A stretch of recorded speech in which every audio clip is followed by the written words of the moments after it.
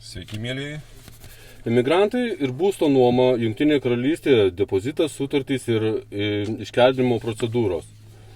Nauja laida, advokato patarėjas Reinoldas, NALP narys, RS Defense Legal, esi nepriklausomas teisininkas, ar ne? Taip. Tai noriu pristatyti trumpai teisinę pagalbą laidą, kuri liečia mus visus. Aš, Dainius MG Radio ir jūs Reinoldas.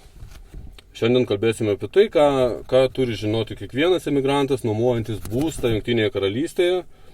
Kalbėsime apie depozitų, sutartys, iškeldinimus ir kaip apsisaugoti nuo nesąžiningų nuomotojų.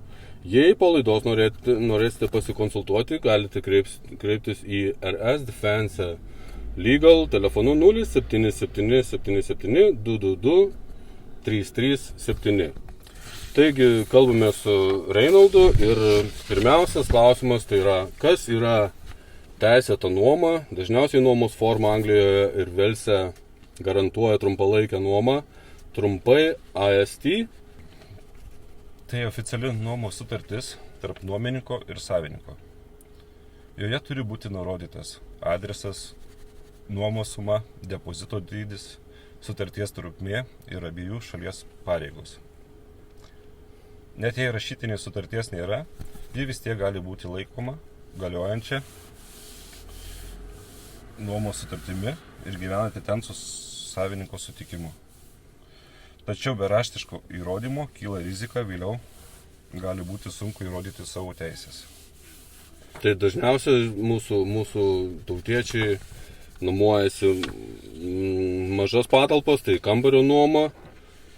Kas yra kambario nuoma be sutarties šiuo atveju? Tas taip, daugelis emigrantų nuomojasi tik kambarį savininko name be oficialios sutarties. Tokiu atveju jūs esate vadinamasis licenzijos turėtojas, nepilnavertis nuomininkas. Tai reiškia, kad turite mažiau teisių, tačiau net ir tokiu atveju jis negali iškeldinti be įspėjimo. Savininkas negali keisti spynų, atjungti vandens, elektros, dujas, išmesti daiktų ar jums grasinti. Jis turi duoti jums pagrįstą laiką įsikelti, paprastai nuo 1 iki 4 savaičių, priklausomai nuo situacijos.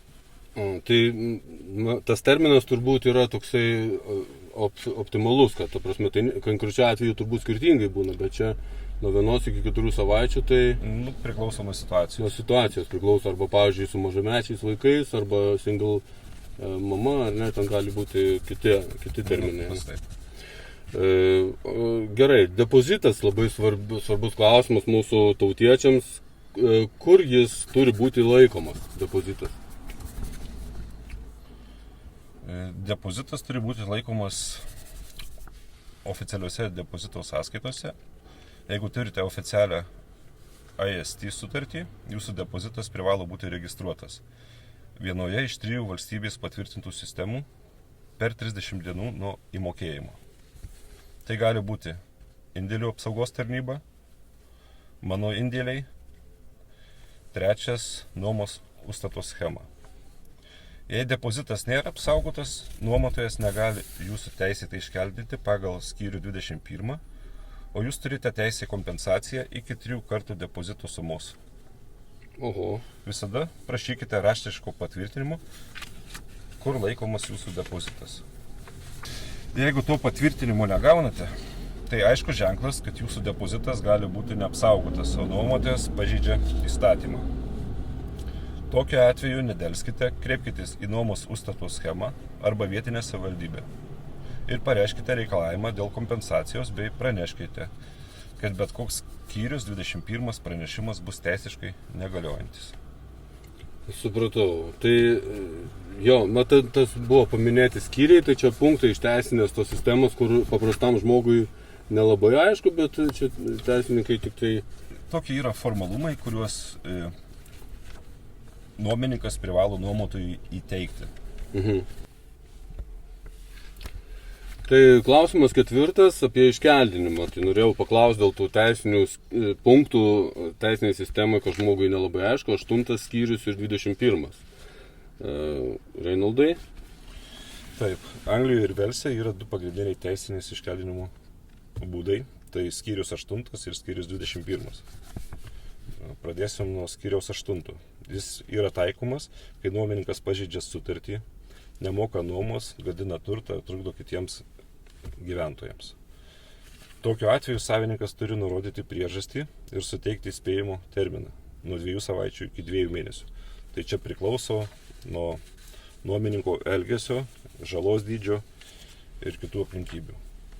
Skyrius 21 vadinamas iškeldinamas be kaltės.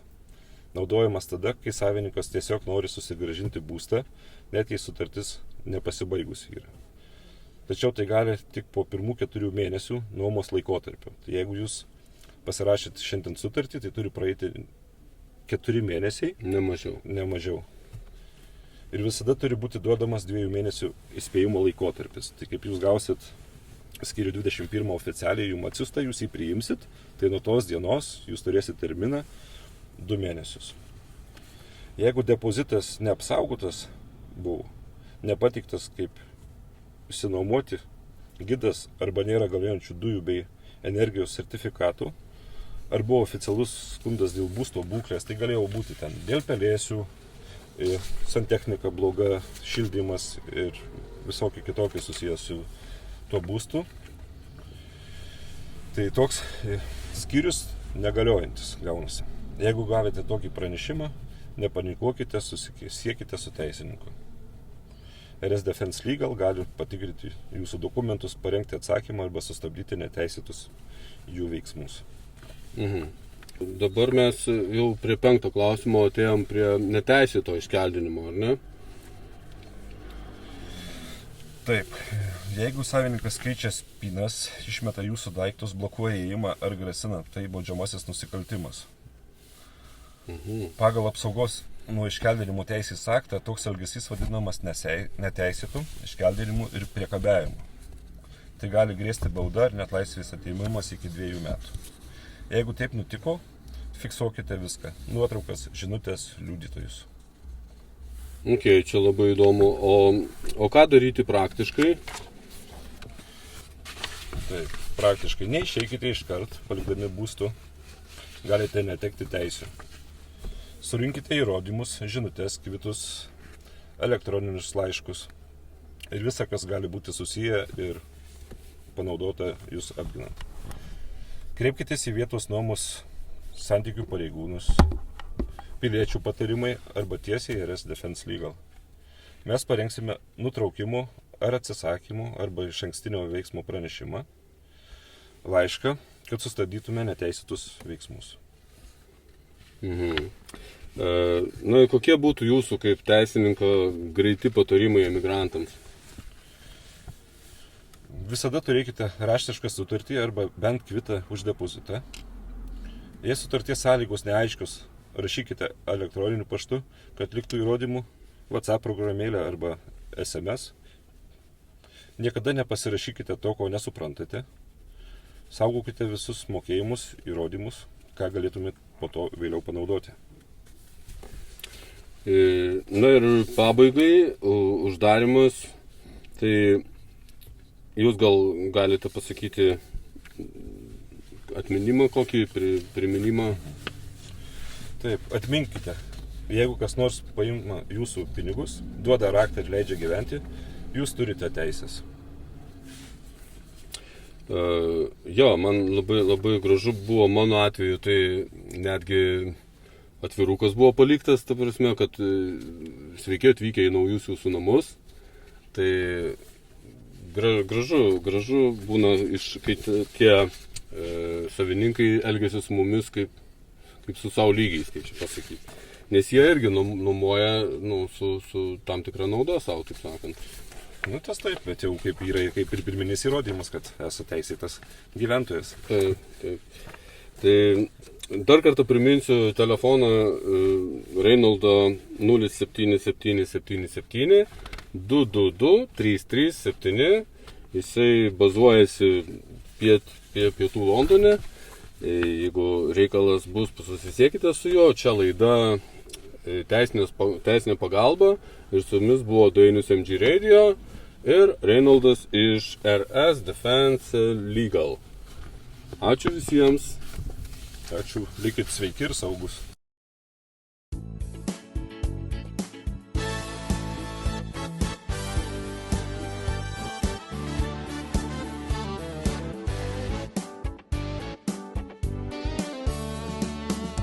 Čia MG Radio ir reklama. RS Defense Legal – civilinė ir baudžiamoji teisė Jungtinėje karalystėje. Advokato padėjėjas Reinoldas, profesionali pagalba emigrantams, skundai, prašymai, dokumentai. RS Defense Legal – jūsų teisės, mūsų gynyba. Apsilankykite www.rsdefenselegal.co.uk arba skambinkite telefonu 07 777 222 337. Pakartosiu 07 777 222 337. Čia MG Radio, geros dienos jums ir geros muzikos.